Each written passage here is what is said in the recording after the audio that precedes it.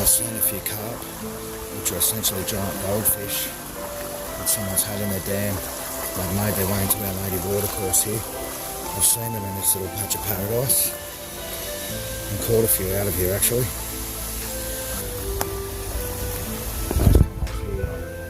There was a fair bit of leaf covering the top of the water and I saw a big carp coming out, about 2 or 3 kilos, and the leaf cover on the top made it so the carp couldn't actually see me, couldn't actually see above, so I was able to draw my knife. I didn't have my spear on me. I was able to draw my knife and actually grab the carp. I was running a course at the time, so the people on the course were pretty impressed.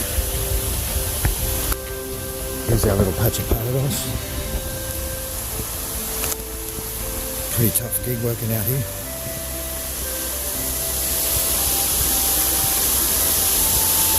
You can see why the platypus and the other native animals love living in here.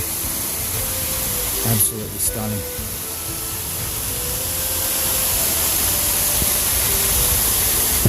Wish me luck.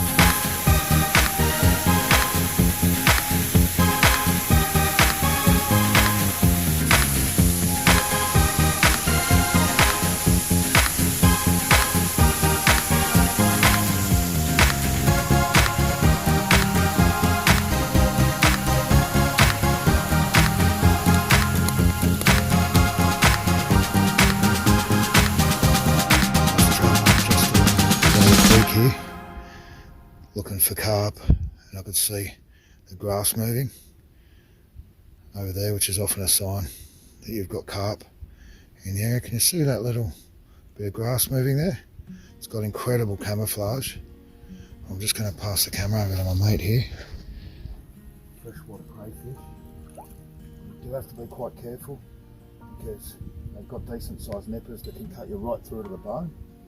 From a survival perspective, they're very high in protein, of course, being a meat, but they're also quite high in ascorbic acid or vitamin C, around 25 milligrams per 100 gram sample, which is quite interesting. The only one I can see around here.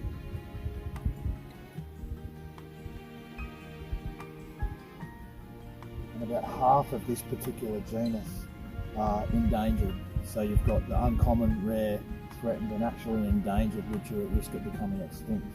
So I'm not going to take this one as food, but it's just really great to see them in this area. They are a platypus food, especially when they're smaller and younger, but these can get the size of a small lobster. This is about a medium sized one. I'll just see if I can get in there and grab this one without getting my finger bitten off would be great. They can move fairly quickly. It's come out of this hole there. You can see where it's come out there where the leaves are actually a little bit wet. Oh shit, where to go there? Not a bad one.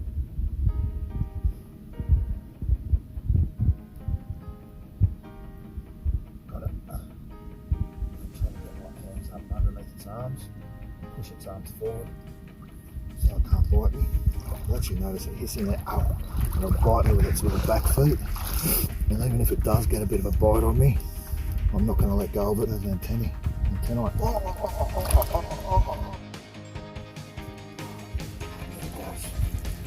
Nearly got a claw into me. I did all right that time.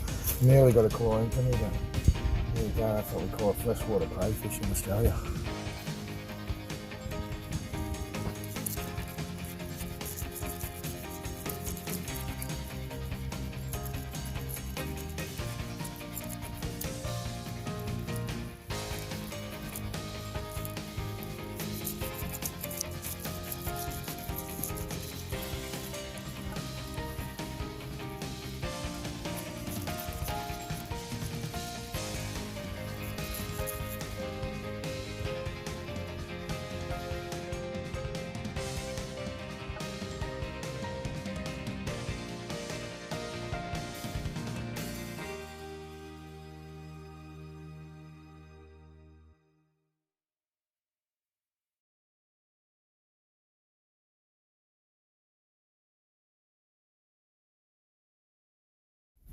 So these carp are full of bones, but if you just pull the flesh away gently like that, I was pretty desperate not to let that bit go then, and just get in there and pull that away from the bones. You've got all that nice oily fatty flesh and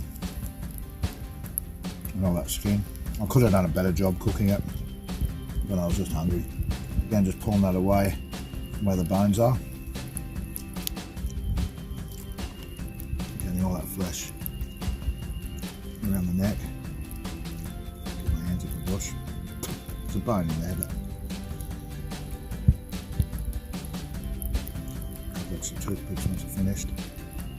There's all that bone there, and you can pull that flesh off like that. Do it another couple of minutes. I like carp, it's delicious. Maybe they do taste muddy when you get in muddy creeks. That would make sense, but these are growing in paradise, they're living in paradise. Beautiful crystal clear waters. And just got all that delicious white fatty meat. Might make a bit of a broth out of this, or smoke it, I'm not sure yet. Look at all that.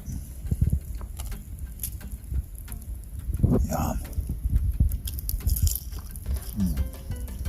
Nice crunchy bits. Oh, I think that was a rock. I wouldn't win an episode of Master Chef, but I'll get myself a feed. Yum.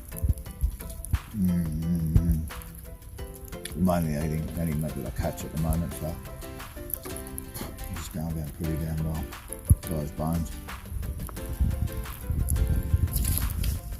There's no reason to disregard this as a bush food though.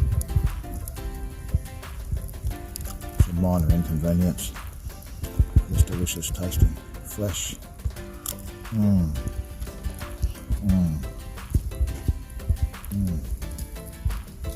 Excuse me, well, I really enjoy this. Awesome. Hundreds of different species of wattle we've got in Australia, and this one has quite a few uses. We can actually get decent sized grubs which are extremely high in protein and fat out of the base. When the leaves start to turn copper coloured, we know that the grub has got to between 2 and 3 years of age and is at the base and the tree's about to die, and it's a perfect time to go harvest the grubs.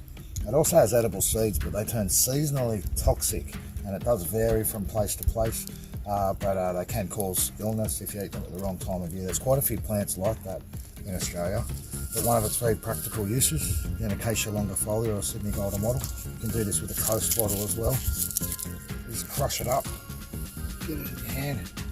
Just been eating caveman style like I did, or often do when you're living out here in the bush quite regularly. It soaks up. It's full of a saponin, which is a steroid or a tridiphenol glycoside, which foams right up, and you can actually use it to wash your hands, to wash your hair, to wash yourself, to wash your clothes. And traditionally indigenous people around the world use saponin-rich plants to wash away the human scent before they go out hunting, and it does a really incredible job actually of washing you. I wash my clothes in it under the waterfall, which sounds really romantic, but it can be a little bit inconvenient not having a washing machine out here.